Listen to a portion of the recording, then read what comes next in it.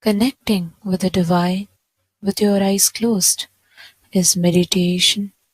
Connecting with the divine with your eyes open is darshan. Come, let us all now move from meditation to darshan. Slowly, very slowly, please open your eyes.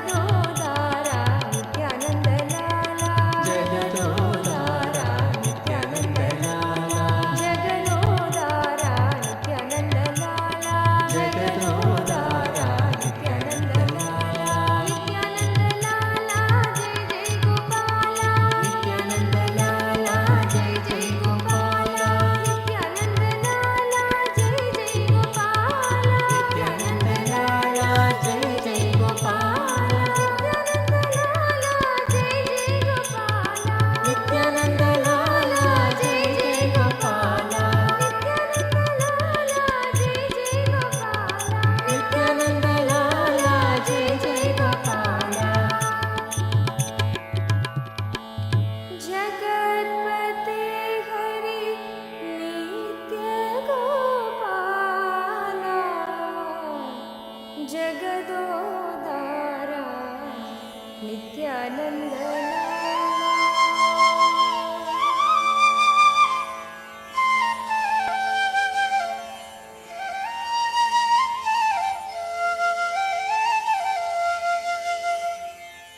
Madhusudan नित्य चरणम तुमको मेरे माँ चरणम तुमको मेरे माँ जगदोदरना ज्योति स्वरूपा कलियुग की अवतार मधुसूदन नित्य चरणम तुमको मेरे माँ चरणम तुमको मेरे माँ जगदोदरना ज्योति स्वरूपा कलियुग की अवतार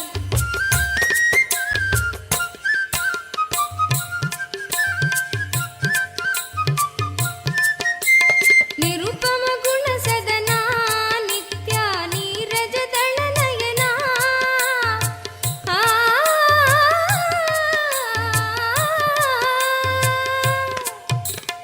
निरुपम गुण सदना नित्या नीरज दल नयना नटन मनोगर नीलकंठ श्री नित्यपुरी भगवान नटन मनोगर नीलकंठ श्री नित्यपुरी भगवान नित्य मधुसूदन नित्य चरणम तुमको मेरे माँ चरणम तुमको मेरे माँ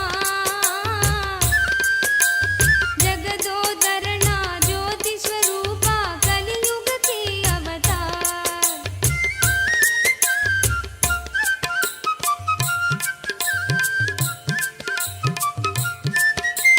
गिरिधर गोपाला नित्य वृंदावन संचारा आ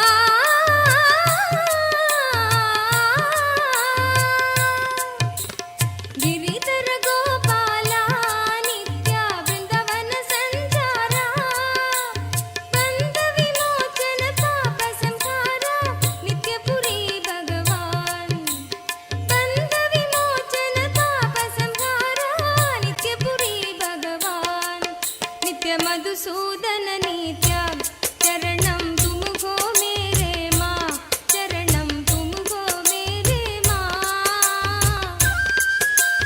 जगदोदरना ज्योति स्वरूपा कलियुग की अवतार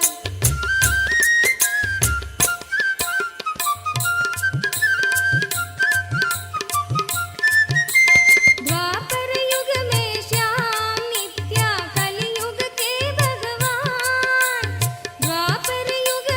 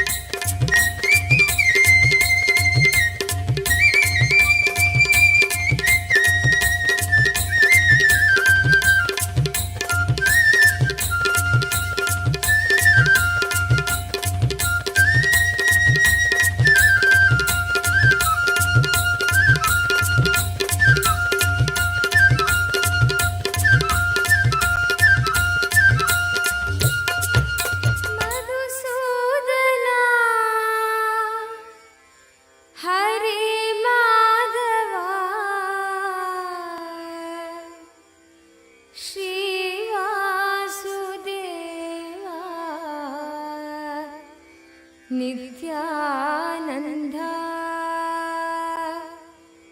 श्रीवासुदेवा नित्यानन्द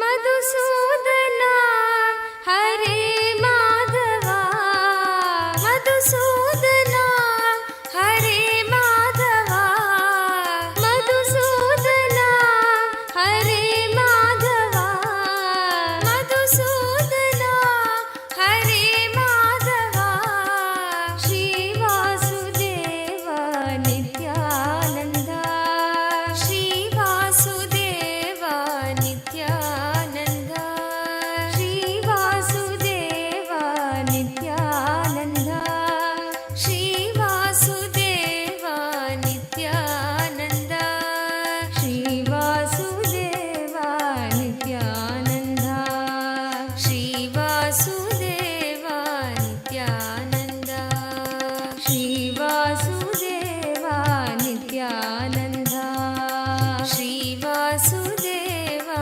नित्यानन्द मधुसूदना हरे माधवा मधुसूदना हरे Madhava श्रीवासुदेवा Nityanand श्रीवासुदेवा Nityanand श्रीवासुदेवा Nityanand श्रीवासुदेवा Nityanand नित्यकेशवा Narayan नित्यकेशवा Narayan नित्यकेशवा Narayan नित्यकेशवा Narayan Shrihari Govind मनमोहना Shrihari Govind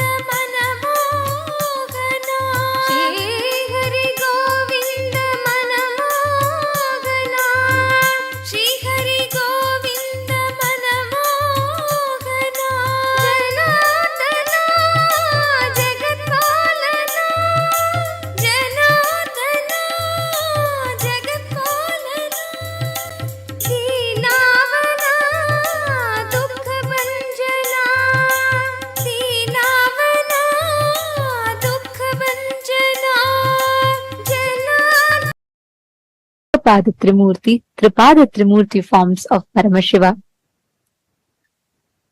Today, all these manifestations of Paramashiva embodies the ultimate consciousness, representing how Parandhama, Parabrahma, everything manifests from Paramashiva himself. And today, all of us are blessed to be receiving the darshan of Keshavartha Murti forms of Paramashiva on this day. Any prayer you have today, in today's darshan particularly, Swamiji is going to be blessing all the prayers pertaining to wealth, manifesting wealth, getting yourself rid from all your debts. All these prayers in particular you can post. You can ask any boons you want, but today's initiation is very specific towards wealth manifestation, as we were all understanding the science of manifesting wealth in today's program. And all of you can avail these special blessings for your wealth manifestation through various platforms. And that's exactly what we are going to be taking you all through. So we request all of you, kindly take your gadgets with you and follow along as we take you through the steps. The first platform through which you can post your prayers and the boon requests is YouTube. Please head to YouTube, Kailasa's SPH Nityananda YouTube channel. Click on the live video, and right under the live video or towards the right side of the live video, you will be seeing the live chat section where you can post your prayers and directly receive blessings from Swamiji. The next is WhatsApp. Please head to kailasa.org, our official website. Scroll down to the bottom of the page. You'll be prompted with a WhatsApp icon. Click on the WhatsApp icon and you would be led to join the WhatsApp community where you can post your prayers and receive direct blessings from Swamiji. The next is Twitter. You all can head to x.com and go to Kailas SPH Nityananda Paramashivam, the official most pinned tweet of that handle, and reply tweet to that pinned tweet with the hashtag AskTheAvatar, and you can post your prayers. And most importantly, if you have any questions pertaining to Hinduism and which can benefit the humanity at large, you can post all those questions that you would like to request the Supreme Pontiff of Hinduism to reveal further.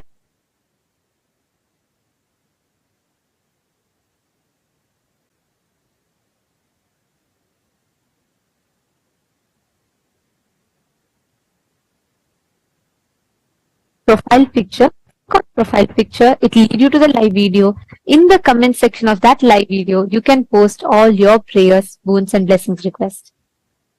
Next is Facebook. Please head to Kailasa's SPH JGM Nityananda Paramashivam Facebook page.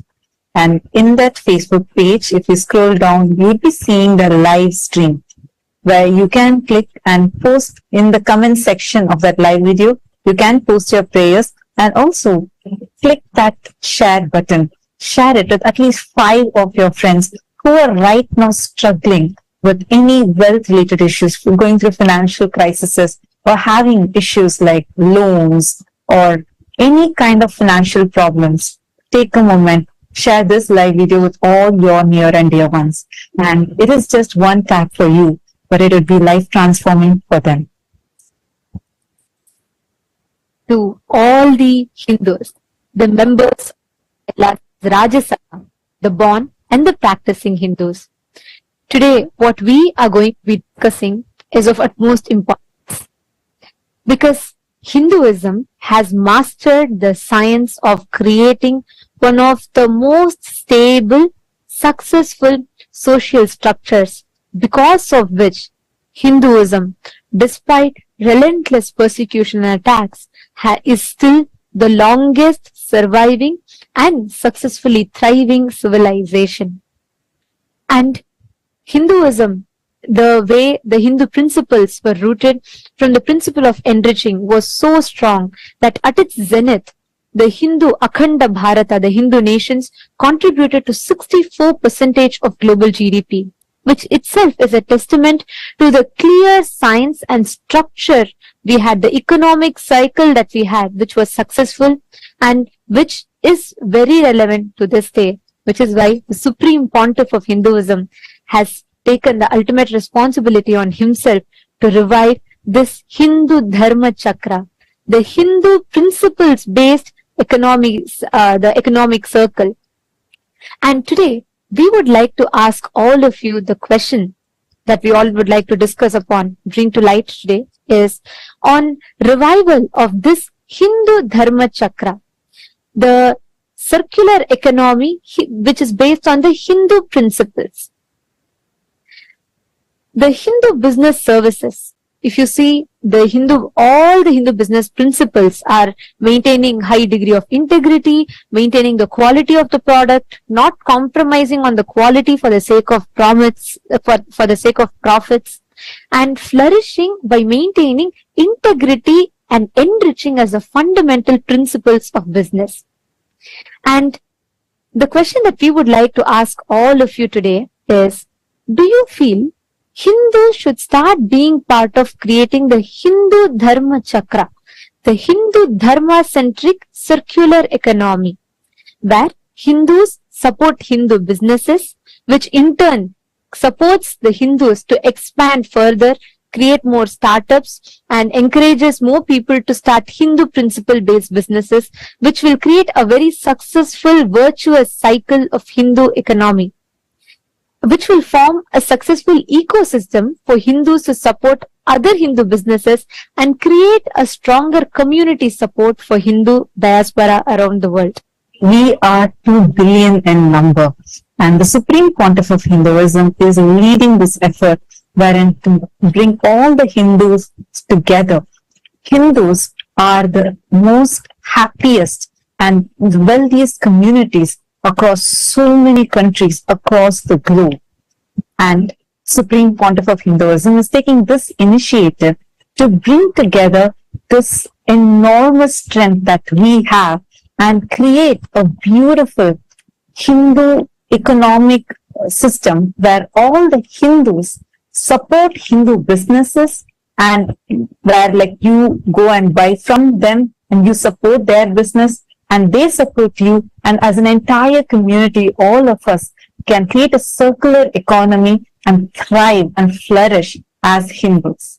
So how many of you feel this must be spread more and this must be brought to the world? How many of you want to be a part of this? Take a moment and cast your vote.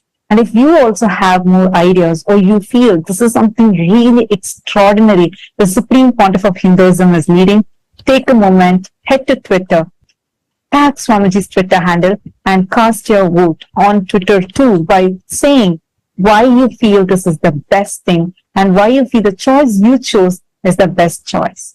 Take a moment and please head to the link, the voting link, which is shown to all of you on screen, which is kailasa.org/Hindu-votes. And please also head to Twitter and share your opinion there. Next, to all the Chit Sabha members, the topic that we would like to bring to light for all of your discussion for today is, if the Kanaka Sabha, House of Parliament, that the Supreme Pontiff of Hinduism created, consists of all the Hindu business principle-centric traders, businessmen, entrepreneurs, startups and organizations and so on. This ecosystem of all the Hindus who have taken the responsibility to take forward the economy, which especially all the businesses which are built on the Hindu economic principles. Kanaka Sabha, House of Parliament, consists of all of these businessmen, traders, entrepreneurs, startups, and all of these type of business environments. And the Supreme Pontiff of Hinduism has envisioned the Kanaka Sabha to be the platform which will support the Hindu Dharma Chakra, the Hindu circular economy. So our question to all of you today is, do you think that all the members of Kanaka Sabha should pledge to be a part of the Hindu Dharma Chakra, where they support, not just they run the Hindu principles-based businesses, but they also engage with Hindu principle-based businesses, and which in turn will support their business more? Do you think we should take this initiative where all the members of Kanaka Sabha pledge to be a part of the Hindu circular economy? Your options are yes and a no. You all can let us know your thoughts. Please head to kailasa.org/Hindu-votes. And we request all of you to cast your vote and let us know. This is a very, very important aspect that the Supreme Pontiff of Hinduism is reviving. And by each of us taking responsibility for it, just by starting to participate in this, we will be reviving, being part of a huge revival of one of the most important pillars of Hinduism. So we urge all the Hindus to please understand this, its significance, and let us all responsibly vote and also take the initiative to spread the awareness to the other Hindus for them to vote as well. And now we are going to be sharing with all of you the voting results from 7th of October 2023. The question that was asked was, to what extent were you familiar with your Hindu heritage, history, and its persecution before you met the Supreme Pontiff of Hinduism? And here are the results. The most number of votes came to the option saying gained knowledge after meeting Swamiji, which is 52%. And the next is 43% of you have voted saying you deepened your understanding after meeting Swamiji. And 2% of the people have voted saying acquired insights through your independent research, and 3% saying you are eager to learn more, meaning you're not aware of it and you want to learn more. And on Friday, on the 7th of October 2023, for the Chit Sabha members, the voting question that was asked was, how aware do you think are the Hindu communities in your respective localities are about Hinduism, Kailasa, the Hindu nation, and its importance for Hinduism, the importance of Kailasa for Hinduism. So, majority of the votes, 59% of the Chit Sabha members have voted for the option where people, the Hindu communities are aware of Kailasa, but they are not aware of its importance. The next is 39% of the vote has been given to the option where Hindu communities in your respective localities are very aware of Kailasa and its importance. So 39% of the people have voted that the Hindu communities in their respective localities are aware of Kailasa and its importance for Hinduism. And 2% of the Chit Sabha members have voted for that people, the Hindu communities in their respective localities are largely unaware of Kailasa. So these are the results for the 7th of October. So we found something very interesting here, that a lot of people are already aware of Kailasa, and it's just that our responsibility as Hindus to make them all, enrich them all with making them understand the importance of Kailasa. So thank you so much for the entire Hindu diaspora from across the globe for actively participating in this. With this, let us all continue enjoying the auspicious divine darshan of Bhagavan Keshavartha Murti, Ekapada Murti, Ekapada Trimurti, and Tripada Trimurti forms of Paramashiva.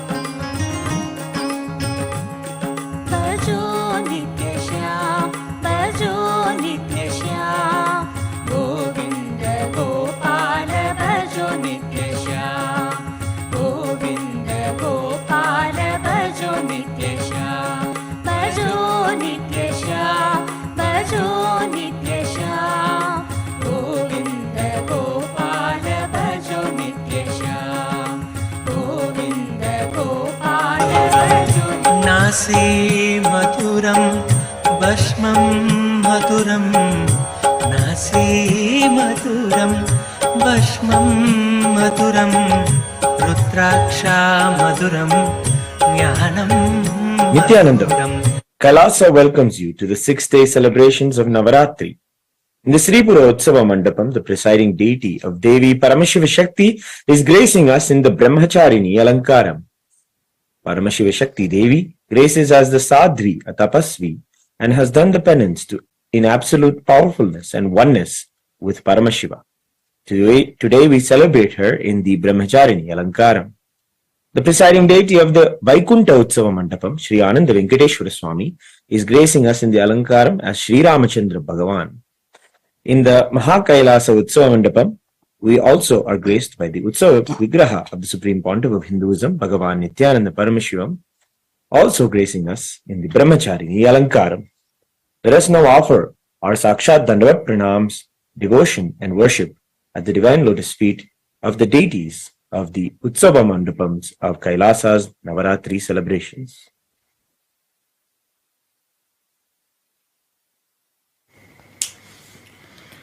ॐ दधानाकरपद्माभ्याम् अक्षमालाकमण्डलुम् देवी प्रसीदतु मयि ब्रह्मचारिण्यनुत्तमाम् क्षीरोदन्वत्प्रदेशे सुषिमणिविलसत्सैकतेर्मौक्तिकानाम् माला क्लुप्तासनस्तस्फटिकमणिनिभैर्मौक्तिकैर्मण्डिताङ्गः शुभ्रैरभ्रैरदभ्रैरुपरि विरचितैर्मुक्तपीयूषवर्षैः आनन्दीनः पुनीयादरिनलिनगदा शङ्खपाणिर्मुकुन्दः अथ धूपः ॐ दशाङ्गम् गुग्गुलोपेदम् सुगन्धम् सुमनोहरम् आग्रेयः सर्वदेवानाम् धूपोऽयम् प्रतिगृह्यताम् श्रीनित्यानन्देश्वरी परमशिवशक्तिये नमः श्री आनन्द वेङ्कटेश्वर स्वामिने नमः श्री सर्वदेवदेवी स्वरूपाय भगवते श्रीनित्यानन्द परमशिवाय नमः धूपमाघ्रापयामि अथ दीपः ॐ साज्यम् त्रिवर्ति संयुक्तम् वह्निना योजितम् मया ग्रहाणमङ्गलम् दीपम् त्रैलोक्यतिमिरापहम् श्रीनित्यानन्देश्वरी परमशिवशक्त्यै नमः श्री आनन्द वेङ्कटेश्वर स्वामिने नमः श्री सर्वदेवदेवी स्वरूपाय भगवते श्रीनित्यानन्द परमशिवाय नमः दीपम् सन्दर्शयामि अथ नैवेद्यम् ॐ अमृते अमृतोद्भवे अमृतवर्षिणि अमृतम् श्रावय श्रावय स्वाहा श्री नित्यानन्देश्वरी परमशिवशक्त्यै नमः श्री आनन्द वेङ्कटेश्वर स्वामिने नमः श्री सर्वदेवदेवी स्वरूपाय भगवते श्री नित्यानन्द परमशिवाय नमः अमृतम् महानैवेद्यम् निवेदयामि नैवेद्यानन्तरमाचमनम् समर्पयामि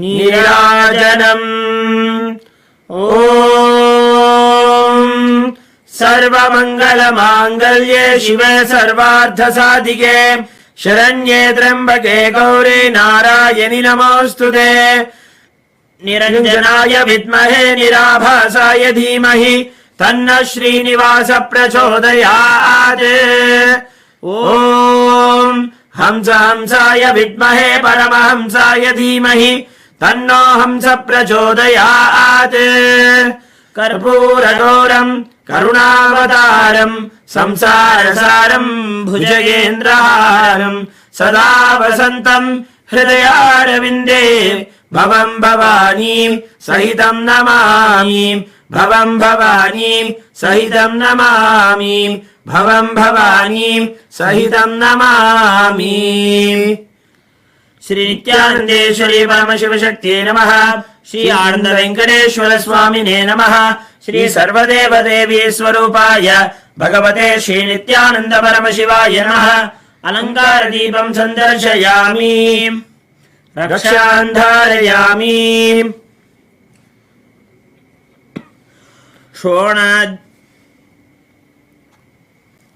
Today is the first day of the festival of the Sri Sri Durga Puja, a regal rite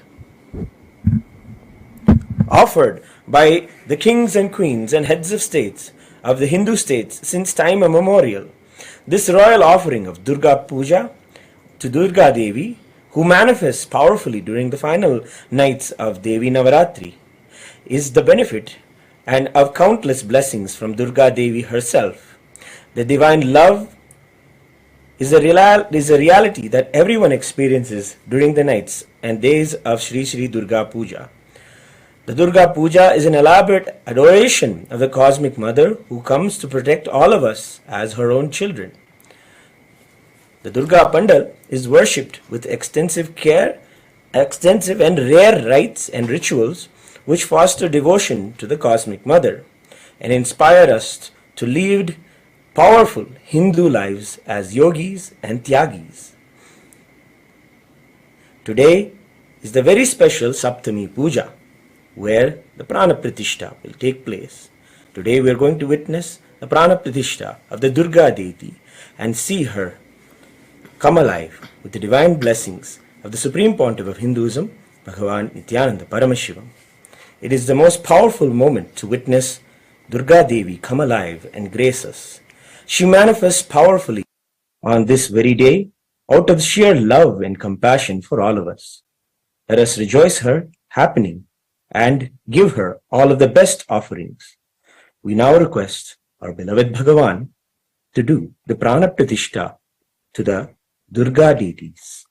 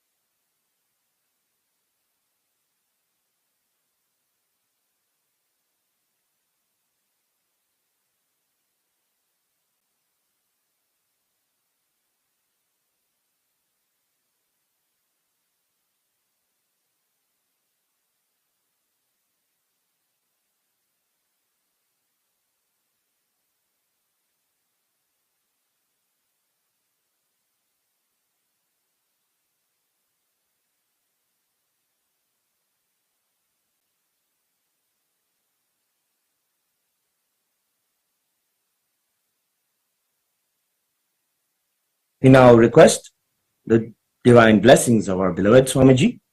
For the ritualistic Prana Pratishtha, we present the Jnananjana and the Bilva leaves which are used in the ritualistic Prana Pratishtha.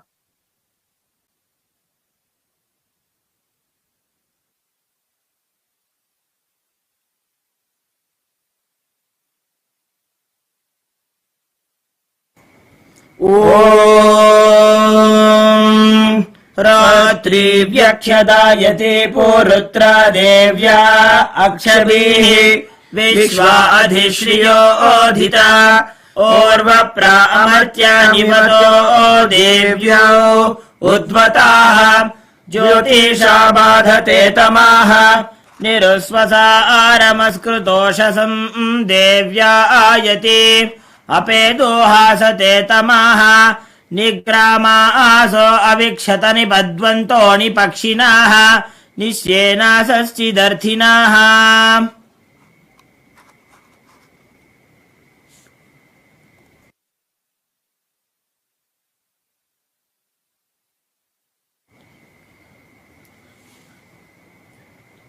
कर्पूर नीराजनम. We now offer the Karpura Arati as the first puja to Durga and the Supreme Pontiff of Hinduism, Bhagavan Nityananda Paramashiva.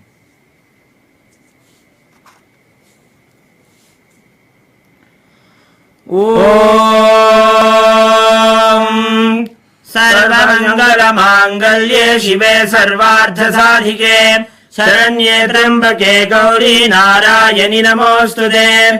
सृष्टिस्थितिविनाशानां शक्तिभूते सनातनी गुणाश्रये गुणमये नारायणि नमोऽस्तुते.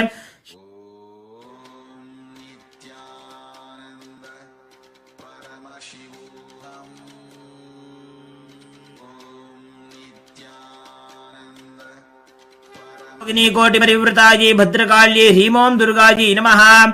सर्वदेव देवी स्वरूपाय भगवते श्री नित्यानंद परमशिवाय नमः. कर्पूर नीराजनं सन्दर्शयामि रक्षान्धारयामि. शोणाद्रीशावताराय ज्योतिस्तम्भस्वरूपिणे श्रीकैलासप्रधानाय नित्यानन्दाय मङ्गलम्. तत्त्वज्ञानप्रदाताय नित्यानन्देश्वर रूपिणे श्रीकैलासप्रधानाय नित्यानन्दाय मङ्गलम्. मूलप्रकृतिरूपाय परमशिवशक्तिस्वरूपिणे श्रीकैलासप्रधानाय नित्यानन्दाय मङ्गलम्. दण्डत्रिशूलहस्ताय कालकालस्वरूपिणे श्रीकैलासप्रधानाय नित्यानन्दाय मङ्गलम्.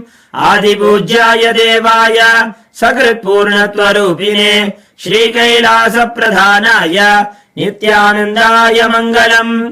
सर्वाभयविनाशकाय शत्रुसंहाररूपिणे श्रीकैलासप्रधानाय नित्यानन्दाय मङ्गलम्. योगभट्टाभिषिक्ताय राजसन्न्यासधारिणे श्रीकैलासप्रधानाय नित्यानन्दाय मङ्गलम्. सार्वभौमैकपत्याय राजराजार्जिताय च श्रीकैलासप्रधानाय नित्यानन्दाय मङ्गलम्. मङ्गलम् कल्पवृक्षाय मङ्गलम् ज्ञानदायिने परमशिवाय श्रीनित्यानन्देश्वराय मङ्गलम्. मङ्गलम् श्रीविद्याम्बायै मङ्गलम् कामदायिन्ये सर्वमङ्गलदात्रे नित्यानन्देश्वर्यै मङ्गलम्. मङ्गलम् गुरुदेवाय मोक्षमूलाय मङ्गलम्. परमावताराय नित्यानन्दाय गुरवे मङ्गलम्. त्वम् स्मृतमहम् धन्य मम प्राणमहेश्वर गङ्गाधर नामेति स्तोत्रस्थानम् ददाम्यहम्. हरिः ओम् तत्सत्. सर्वम् भगवत् श्री नित्यानन्द परमशिव पादुकार्पणमस्तु. ओम् नित्यानन्दम्.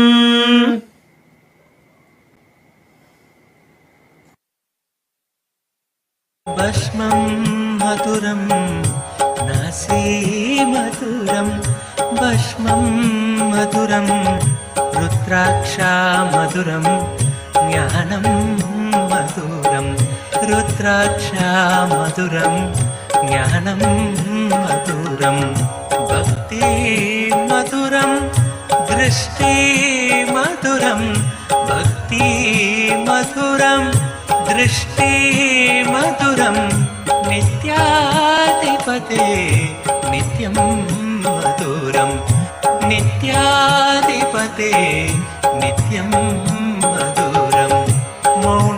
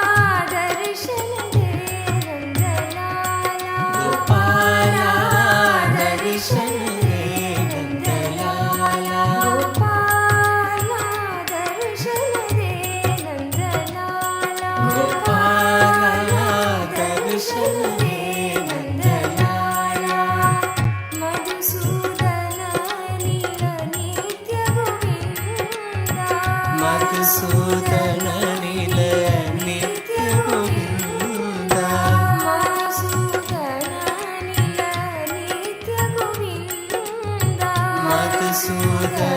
నిల నిత్య గోవింద మురళీధర హరి నంద ముకుంద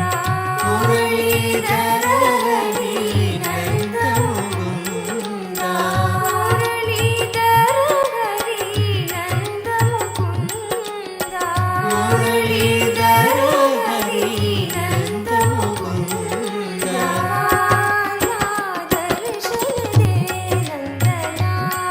గోపాల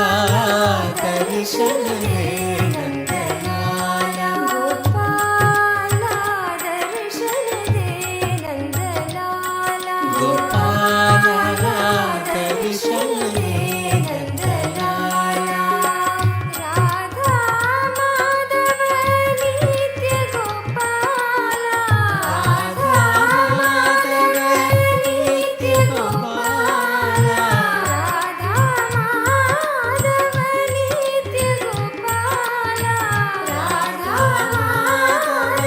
నిత్య గోపాల దర్శన they Madana Gopala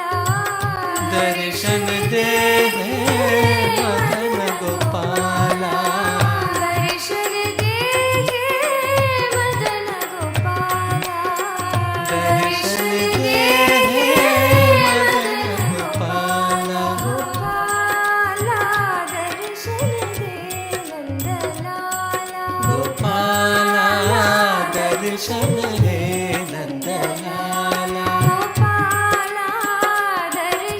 they Nandalal Gopala దర్శన దే నందలాల మధుసూదన నిల నిత్య గోవింద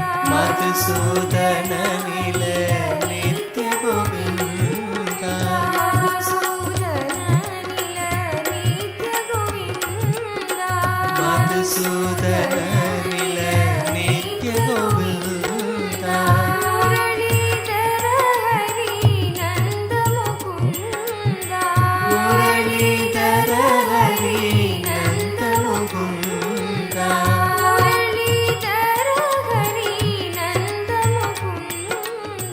మురళీధర హరి నంద ముకుంద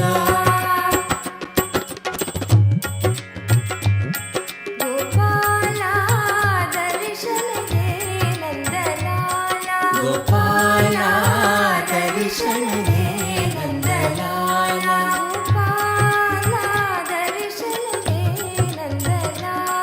గోపాల దర్శన దే నందలాల మధుసూదన నిల నిత్య గోవింద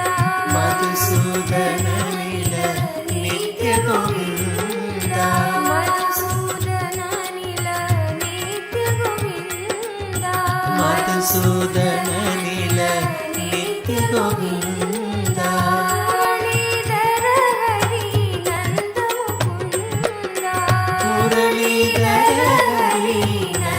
ముకుంద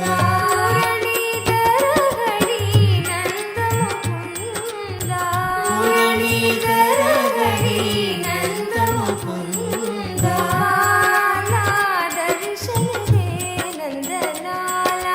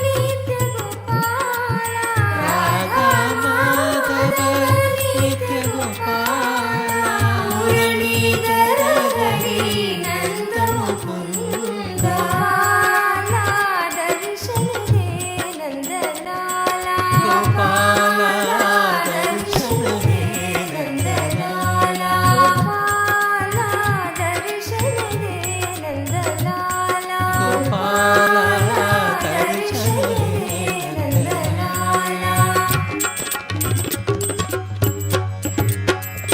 గోపాల దర్శన దే నందలాల అదరం మధురం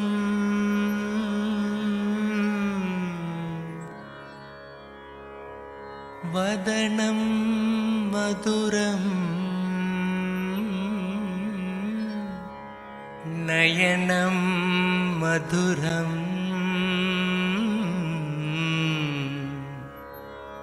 హసితం మధురం హదరం మధురం వదనం మధురం హదరం మధురం వదనం మధురం నయనం మధురం హసితం మధురం నయనం మధురం హసితం మధురం హృదయం మధురం గమనం మధురం హృదయం మధురం గమనం మధురం నిత్యాధిపతే నిత్యం మధురం నిత్యాధిపతే నిత్యం మధురం వచనం మధురం చరితం మధురం వచనం మధురం చరితం మధురం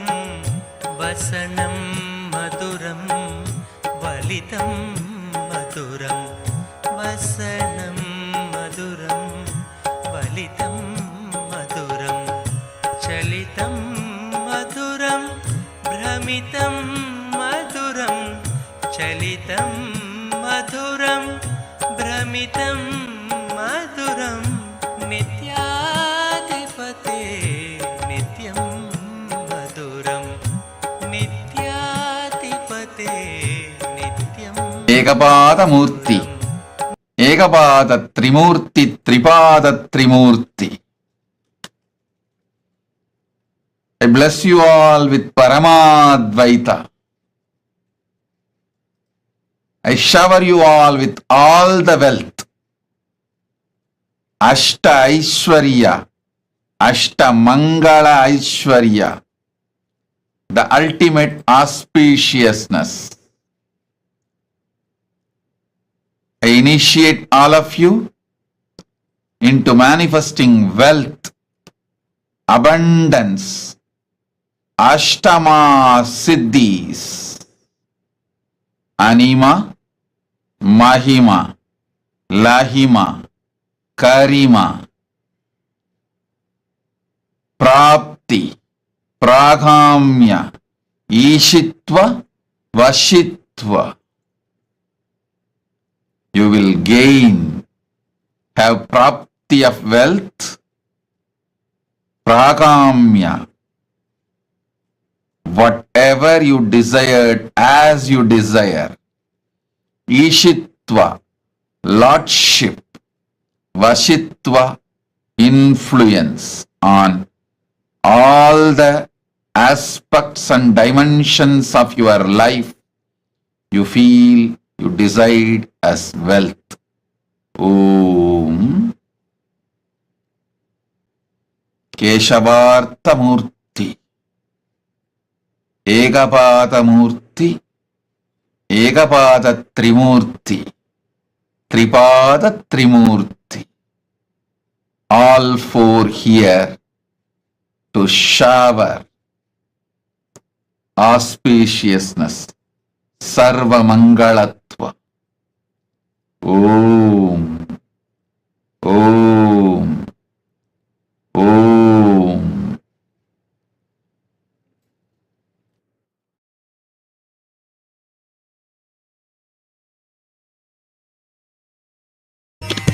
తిరుమలవా మధురం నిత్యాధిపతే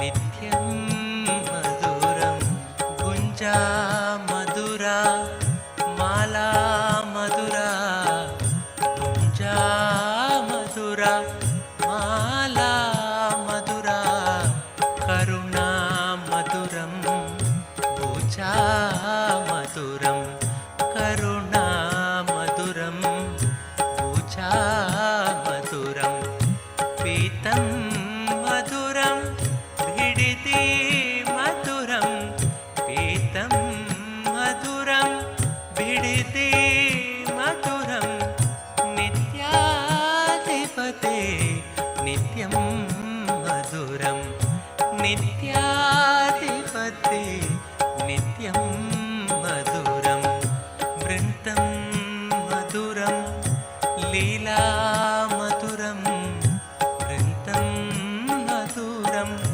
లీలా మధురం యుక్తం మధురం ముక్తం మధురం యుక్తం మధురం ముక్తం మధురం హృష్టం మధురం మిష్టం మధురం హృష్టం మధురం మిష్టం మధురం నిత్యాధిపతే నిత్యం మధురం నిత్యాధిపతే నిత్యం మధురం యోగి మధురం ఆనందం మధురం యోగి మధురం ఆనందం మధురం యష్టిర్మధురా సృష్టిర్మధురా యష్టిర్మధురా సృష్టిర్మధురా తలితం మధురం ఫలితం మధురం తలితం మధురం ఫలితం మధురం నిత్యాధిపతే నిత్యం మధురం నిత్యాధిపతే నిత్యం మధురం నాసి మధురం భస్మం మధురం నాసి మధురం భస్మం మధురం రుద్రాక్ష మధురం జ్ఞానం మధురం రుద్రాక్ష మధురం జ్ఞానం మధురం భక్తి మధురం దృష్టి మధురం భక్తి మధురం దృష్టి మధురం నిత్యాధిపతే నిత్యం మధురం నిత్యాధిపతే నిత్యం మధురం మౌనం మధురం గానం మధురం మౌనం మధురం గానం మధురం రక్షా మధురం అరుణా మధురం రక్షా మధురం అరుణా మధురం శరణం మధురం శరణం మధురం శరణం మధురం శరణం మధురం నిత్యాధిపతే నిత్యం మధురం నిత్యాధిపతే నిత్యం మధురం శక్తి మధురం దర్శన్ మధురం శక్తి మధురం దర్శన్ మధురం యోగా మధురం యాగం మధురం యోగా మధురం యాగం మధురం భావం మధురం సుష్మితం మధురం భావం మధురం సుష్మితం మధురం నిత్యాధిపతే నిత్యం మధురం నిత్యాధిపతే నిత్యం మధురం విమలం మధురం కుశలం మధురం విమలం మధురం కుశలం మధురం కేశవం మధురం मधुरं नित्यं मधुरं केशवं मधुरं नित्यं मधुरं विनयं मधुरं फलितं मधुरं विनयं मधुरं फलितं मधुरं नित्याधिपते नित्यं मधुरं नित्याधिपते नित्यं मधुरम् अभयं मधुरं चरणं मधुरम् अभयं मधुरं चरणं मधुरं नेत्रं मधुरं गात्रं मधुरं नेत्रं मधुरं गात्रं मधुरं स्मरणं मधुरं सर्वं मधुरं स्मरणं मधुरं सर्वं मधुरं नित्याधिपते नित्यं मधुरं नित्याधिपते नित्यं मधुरं नित्याधिपते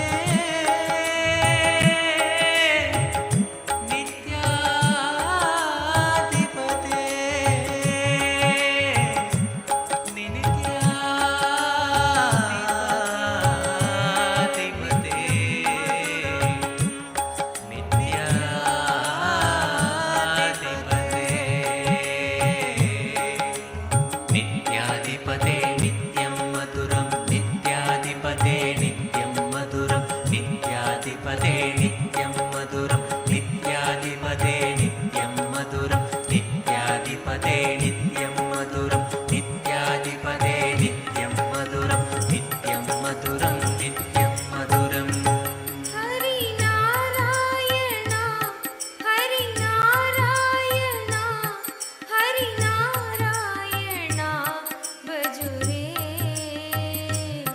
हरि नारायण हरि नारायण हरि नारायण भजुरे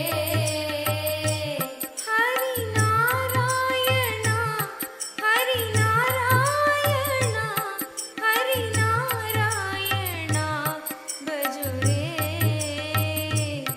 हरि नारायण हरि नारायण हरि नारायण भजुरे नित्य नारायण नित्य नारायण नित्य नारायण भजुरे नित्य नारायण नित्य नारायण नित्य नारायण भजुरे नित्य नारायण नित्य नारायण नित्य नारायण भजुरे नित्य नारायण नित्य नारायण नित्य नारायण भजुरे हरि नारायण हरि नारायण हरि नारायण भजुरे हरि नारायण हरि नारायण हरि नारायण भजुरे नित्य नारायण नित्य नारायण नित्य नारायण भजुरे नित्य नारायण नित्य नारायण नित्य नारायण भजुरे श्याम सुंदर नित्य गोपाला श्याम सुंदर नित्य गोपाला श्याम सुंदर नित्य गोपाला श्याम सुंदर नित्य गोपाला सच्चिदानंद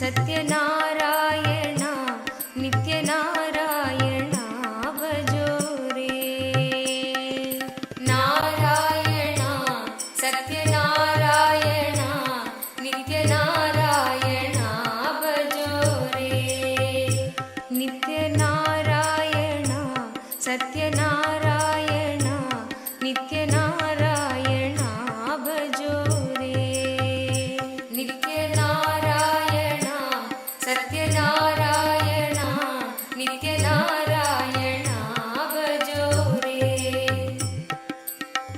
श्याम सुंदरा नित्य गोपाला सुंदरा नित्य गोपाला सच्चिदानंद नित्य गोपाला सच्चिदानंद नित्य गोपाला श्याम सुंदरा नित्य गोपाला श्याम सुंदरा नित्य गोपाला सच्चिदानंद नित्य गोपाला सच्चिदानंद नित्य गोपाला गोपालना नित्य गोपालना नित्य गोपालना भजो रे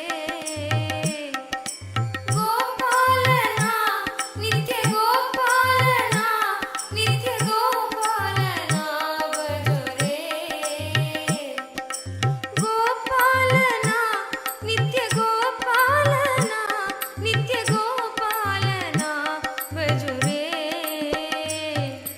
गोपालना नित्य गोपालना नित्य गोपालना भजो रे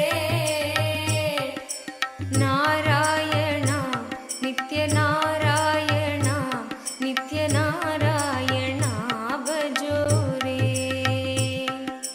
नारायण नित्य नारायण नित्य नारायण भजो रे नारायण नित्य नारायण नित्य नारायण भजो रे नारायण हरि नारायण हरि नारायण भजो रे नारायण हरि नारायण हरि नारायण भजो रे नारायण नित्य नारायण नित्य नारायण भजो रे नारायण नित्य नारायण नित्य नारायण भजो रे नारायण हरि नारायण हरि नारायण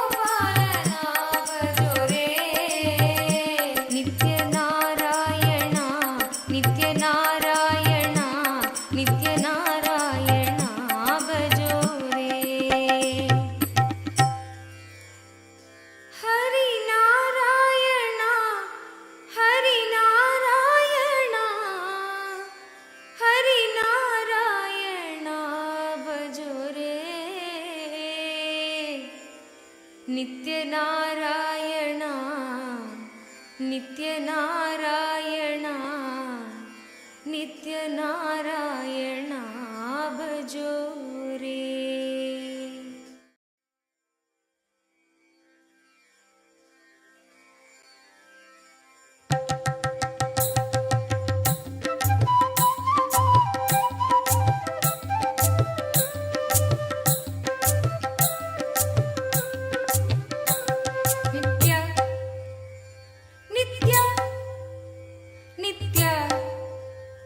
नित्य नित्य नित्य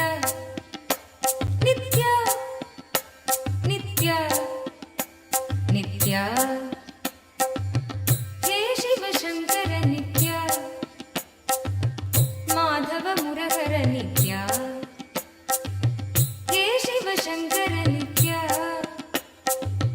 माधव मुरहर नित्य गिरिधर गोपाल शंभो महादेव गिरिधर गोपाल शंभो महादेव नित्यानंद नित्य नित्यानंद नित्य नित्यानंद नित्य नित्यानंद नित्य हे शिव शंकर नित्य माधव मुरहर नित्य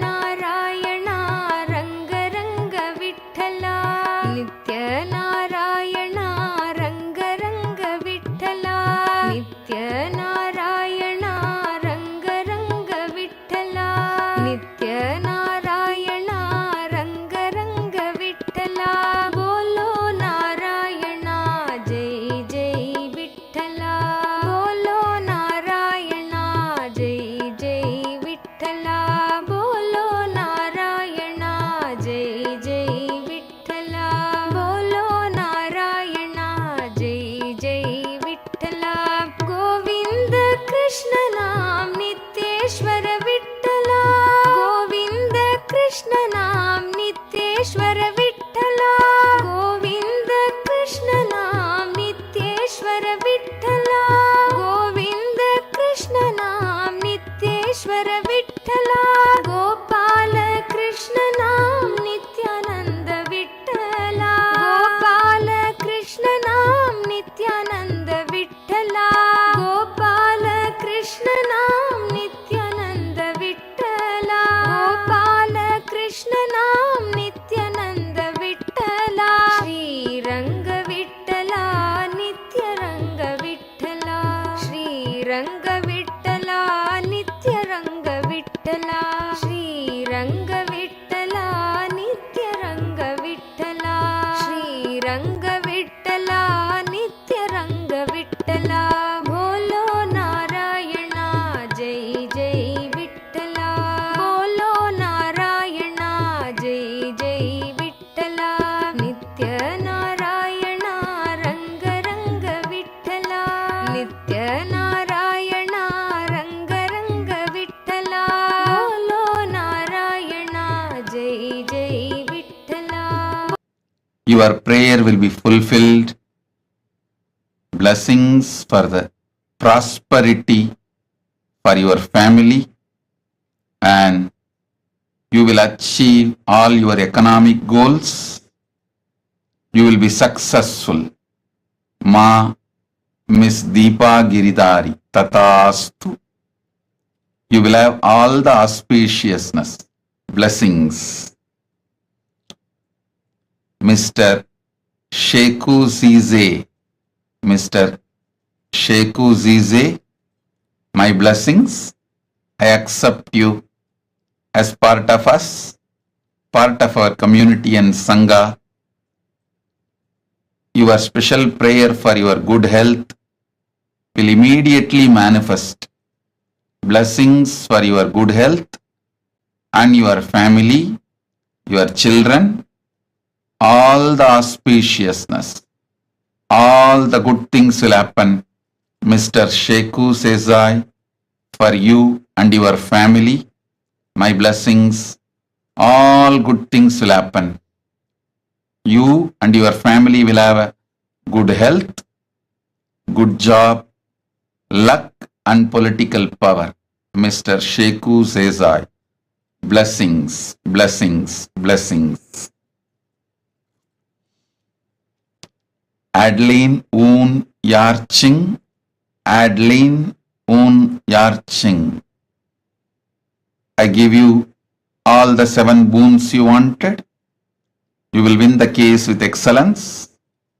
Blessings for you, your children, and you will become Sarvanyapita Karta. Blessings for Jun Teng. Blessings for all of you. And blessings for your health and your grandparents, uncle. Tatast. Om. Jin Yang. Jin Yang.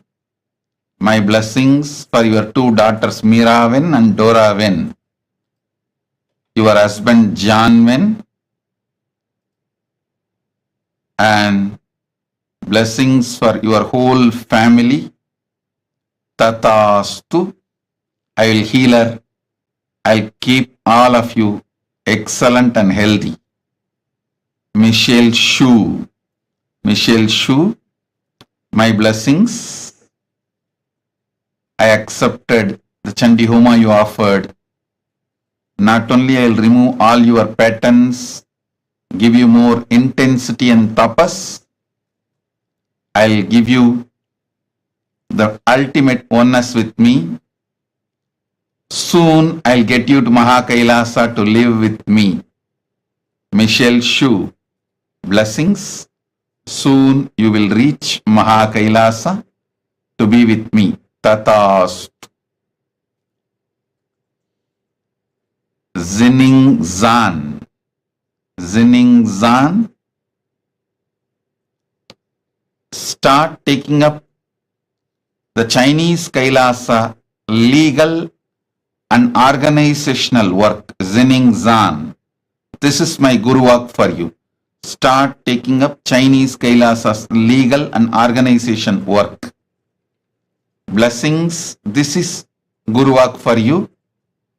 And you will be showered with enlightenment, money, third eye power. I'll shower all good things for you and blessings for your mom and dad and your whole family members. Zinning Jan, Tatastu.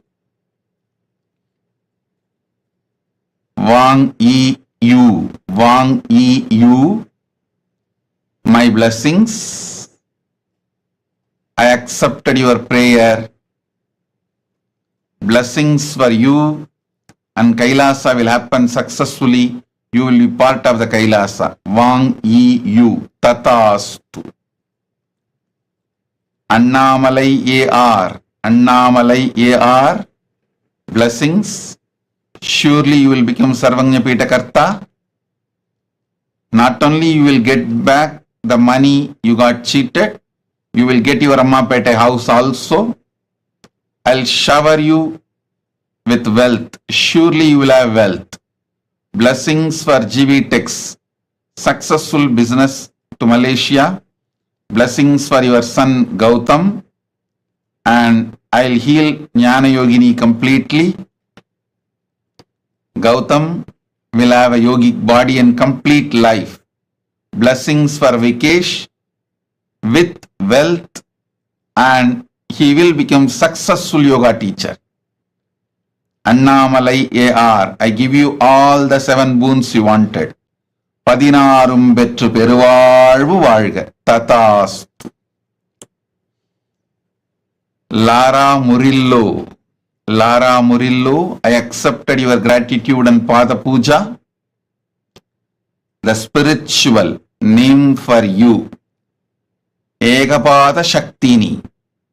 Ekapada Shaktini is the spiritual name for you. Blessings. Blessings for your mother and for your whole family. I'll awaken your third eye.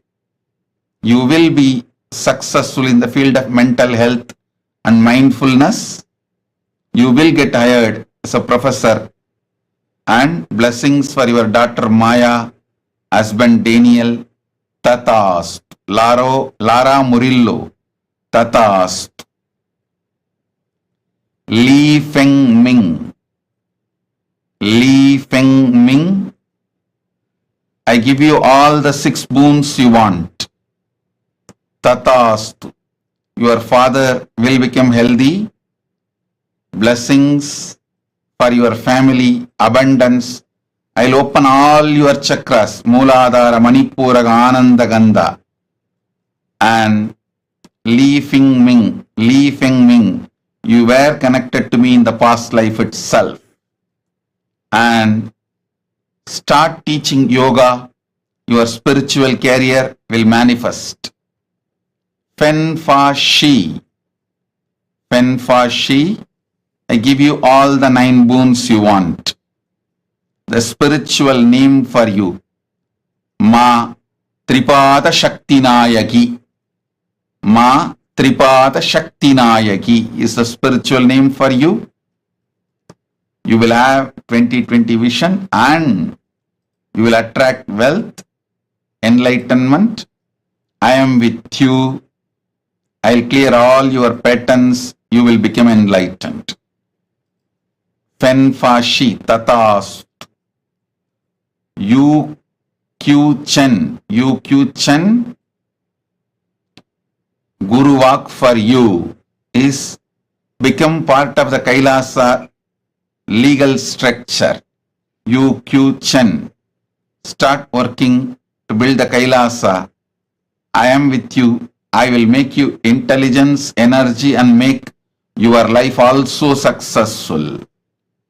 My blessings. Blessings for your husband Lin Jian Ren, and blessings for your daughter Zhu Tong Yu. Blessings for you, and you will be able to sell your shop in Hua Qianshu, Huizhou. My blessings, Yuki Chen, Tatastu. Chang Jian, blessings for your father, your mother, Chang Weng Quan, mom, Yu Li Hua, Guru Wang Pei Yu, brother Suo Huavo, friend Zhu Ya Yun. I give you the boons, all the three you wanted. Health, peace, blessings, tatas.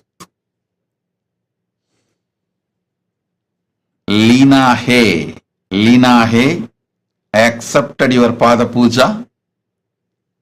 My blessings. I can give you the spiritual name Ma Yoganyana Shaktini. Ma Yoganyana Shaktini is the spiritual name for you. You will achieve enlightenment. You will become Sarvagnya Pitakarta. Blessings for your whole family. Lina He, Tatastu. Chen Chien Sheng. I accepted your offering. I give you all 5 boons. Taiwan Kailasa will be successful. Blessings for your family. Mother Anne Lee Yue, daughter Chen V Huzan, grandsons Chen and Yanji. You will be showered with more wealth, enlightenment, stable manpower. Tatastu. Zhu Shu Zhang,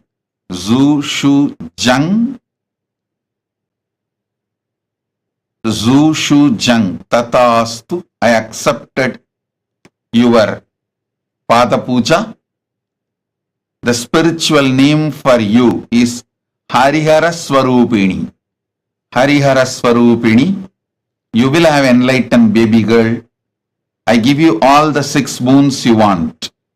Blessings for your family, wealth, career, happy relationship with your husband. Tatastu. Nitya Swatantra. Tatastu.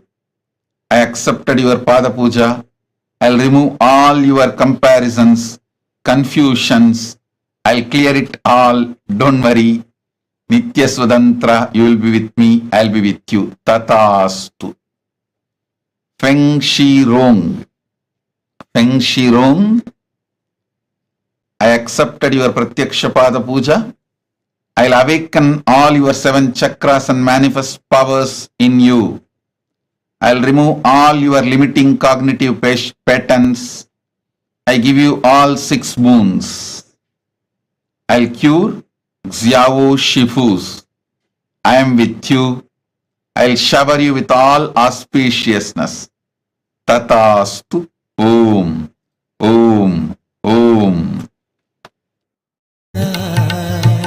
नित्य पुरिवासा गोविंदा।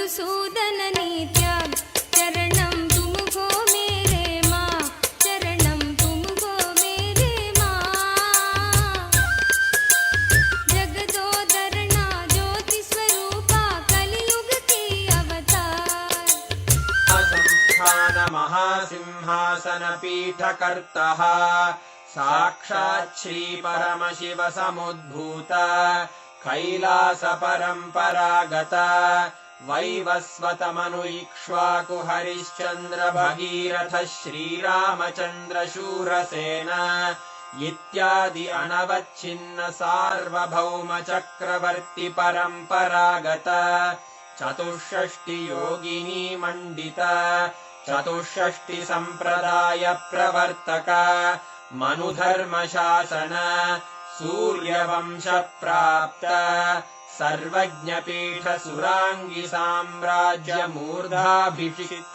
चूडामणे साक्षात् श्री परमशिव समुद्भूत कपिल महागुरु पुनरुद्धृत महानिर्वाणि पीठ अष्टोत्तर सहस्र श्री महामण्डलेश्वर साक्षात् श्री परमशिव सिंहासनाभिषिक्त समस्त गणनायक श्री महागणपति समारंभ अनवच्छिन्न पीठाधीश्वर गुरु परंपरा प्राप्त अटल पीठ अष्टोत्तर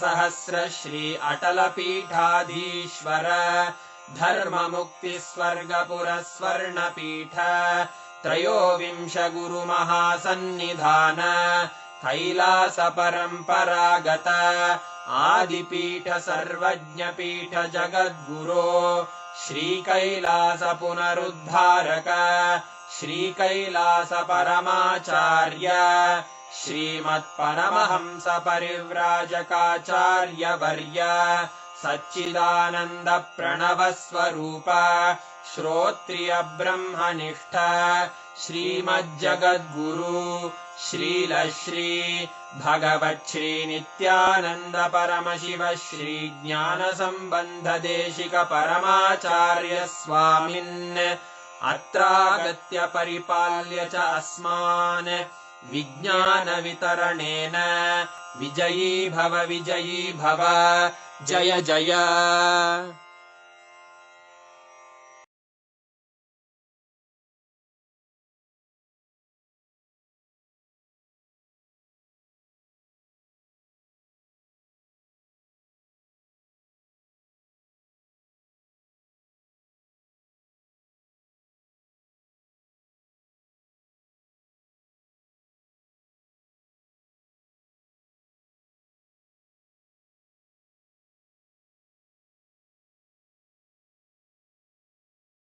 of Bhagavan Keshavartha Murti, Ekapada Trimurti, Tripada Trimurti form of Paramashiva. All of us have been blessed with this most auspicious, amazing initiation experience.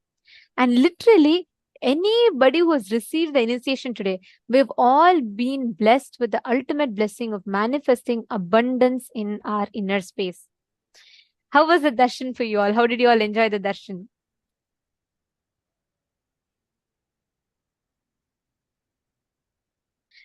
So beautiful to see. The whole chat boxes are all flooded with messages of gratitude, love. Ma, okay, Ma Levital is saying marvelous, very sweet. Vimalama is saying it was amazing. Ma Cecilia Lam is saying it was a beautiful darshan. Actually, this form of Parameshwar, right? It's one of the most sweetest form, like Parandhama. He's all about prema bhakti, the devotional love. Now all of you will Jnana actually, Yogini is saying beautiful. I'm excited for the future. actually you all will see the wealth restricting patterns and the patterns that stopped you from manifesting wealth would all just melt away. Each of you would have an amazing experience of abundance. Just start seeing, especially the participants who attended today's full day program, sat, participated in the exercises. Each of you are going to be seeing the phenomenal transformation your life is going to have. I'm so excited, especially seeing the kind of participation that each of you had. That is just so amazing. Each one of you were participating in such a nice way, and now with this auspicious blessings, just sitting in the presence of Keshavartha Murti form is the ultimate Paramashiva and Parandama, not just Mahavishnu. Understand? Vishnu exists in Svargaloka. Parandama only exists in Vaikunta. If you had been in the parallel universe session, definitely you would have learnt about this. That Parandama, Mahavishnu, and Paramashiva manifesting through one form is this form of Keshavartha Murti. So you are showered with the grace and blessings of both of them. You will see this amazing experience of auspiciousness will suddenly start manifesting in your lives. And each of you are going to be actually very soon sharing, saying, "Oh my God, Ma, I manifested this breakthrough, this wealth suddenly started manifesting." Each of you are going to start saying that. So I'm eager to start listening to such miracles happening to you. And we also got the blessings, initiation into power manifestation. So now let's all enter into that. I request every one of you to please sit, do the power manifestation.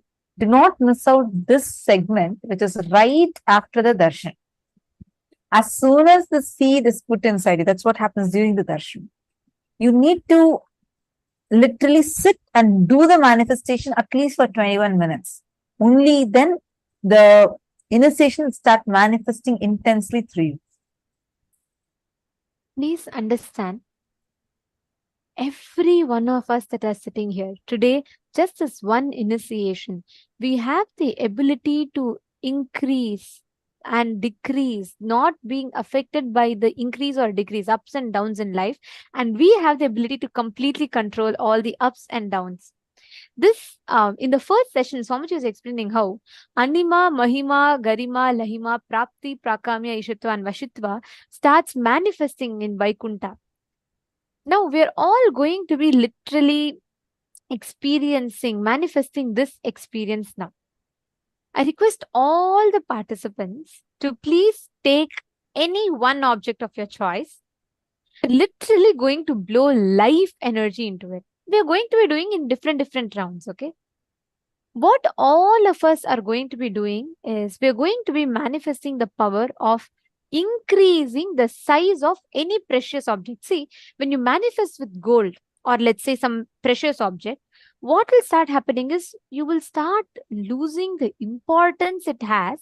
You will just use it as a utility value, but not as a purpose of your life. Swamiji will say, purse cannot become the purpose of your life. Swamiji will say, purse should not be your purpose. Your purpose should fill the purse, which means the money should not be the purpose of your life. It should be a supporting mechanism for you to achieve your purpose. But unfortunately, as we start working for it, we start making money as the purpose of our life.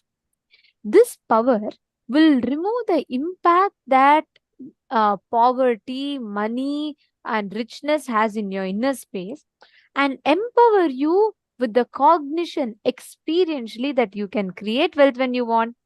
You cannot be affected by the ups and downs of wealth in your life.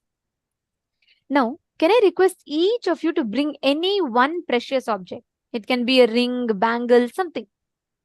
Even if you don't want to keep any of them, you can even bring just a coin.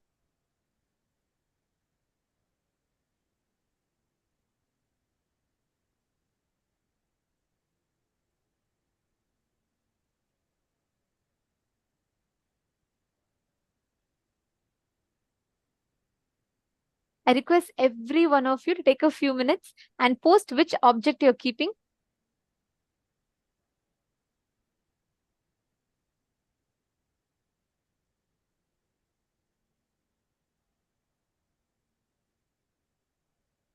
Yes, you all can put, okay, Mavinita is putting gold chain. Keep anything. See, even if you don't have anything, you can put a coin. whichever you relate to as money, put that, because you will see that you will start having the ability to, you will simply not have any value for it, importance. And don't worry, you're only going to keep it, so nothing is going to happen. Just put it, so you manifest with it, that's all. Ma Vimala, if you're putting a nose ring, keep something that you can measure, because you're all going to be increasing the height of it. See, this power will help you start manifesting and playing with this power. It will help you to do the same thing with your actual bank balance. You had so many people play with the stock market prices. I know it might sound strange when we say, but we have had people, program participants, we're not just talking about balance, program participants who were having the ability to change stock market prices up and down. So it's possible. Just sit and focused way, do the power manifestation. This science you're getting is extraordinary science being gifted to you. Today we were learning, right? Many times we usually feel just because we have, when we feel like I have not put so much effort to get this, we start losing the value for it. Understand, power manifestation is extremely sacred, and how much ever you try to do any sadhana, you can never achieve it. This can only be blessed as a divine gift directly coming from Paramashiva, and Paramashiva himself, as our beloved Swamiji, has blessed each one of us. Sit sincerely and just sit and do the power manifestation. You will see how Swamiji will manifest through you. Now, Pick any object, measure its current height. What you're going to do is you're going to induce life energy into that object. Sit with that decision, that power. Just induce life energy into that object. Okay, Ma Uma Larnger. Okay, you're putting the gold ring. All right, Ma. See, even if you don't know how to measure its height or size, trace it. So you'll be able to increase the height. You'll be able to increase the size of it. You'll be able to blow the life energy into it. Okay, great. Now, keep that. I request all of you to trace that object's current size. Start chanting the Mahavakya. Listen. With this understanding, you should sit. Sit with the understanding that the up or down doesn't affect your Paramashivatva, but your declaration of your Paramashivatva can change its up and down. With that declaration, just infuse, when you breathe out life energy into that. Just look at it and breathe out life energy into that object. You will see it will start slowly increasing and expanding. Let us start the manifestation. I request all of you to chant the Mahavakya.